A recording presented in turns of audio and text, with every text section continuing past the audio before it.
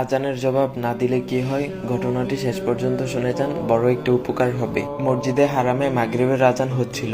আমি তখন হারাম শরীফের ছাদে কোনো মতে দৌড়ে গেলাম অজু করতে, যাতে ভিড় থেকে বাঁচতে পারি। আমি অজু করছি, পাশে একজন নুরানি চেহারায় একজন আরবি সাহেব আজানের জবাব দিচ্ছিলেন। তখন আমার অজুও শেষ, এদিকে আজানও শেষ। আমি চলে আসছিলাম, এমন সময় ওই আরবি সাহেব আমাকে ডেকে বললেন, ইয়া ওলাদা, তুমি কি আরবি বুঝো? তখন আমি হাসূচক মাথা নাড়ালাম।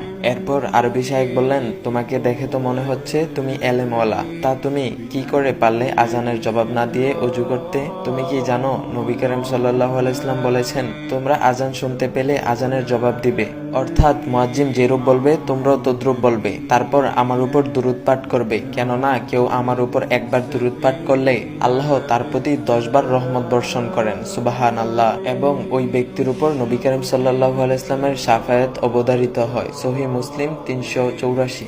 তারপর শাইখ বললেন, তুমি কি এই হাদিসটি শুনোনি? তখন আমি লজ্জিত স্বরে বললাম, জি জনাব, আমি এই হাদিসটি শুনেছি। তারপর উনি বলল, তুমি চাইলে এখন অজু করতে পারতে, কিন্তু তুমি কি পারবে এখন আজানের জবাব দিতে? বলো তো, এখন কি পারবে তুমি আজানের জবাব দিতে? তার মানে তুমি নবী করিম সাল্লাল্লাহু আলাইহি ইসলামের শাফায়াত পাওয়ার একটা সম্ভাবনা হারিয়ে ফেলেছো। এই কথাটা শোনার পর কলিজাটা মোচড় দিয়ে উঠেছিল। আমাদের সব আমল রবের কাছে কবুল হয় না, কিছু কিছু হয়, আবার কিছু কিছু হয় না। হয়তো আজকের আজানের জবাবটা আল্লাহ কবুল করে নিত। তখন আমার কিছু বলার ভাষা ছিল না, শুধু বললাম, শায়েখ, আমি আর কখনো এই আমলটা ছাড়বো না, ইনশাল্লাহ। আমার জন্য দোয়া করবেন।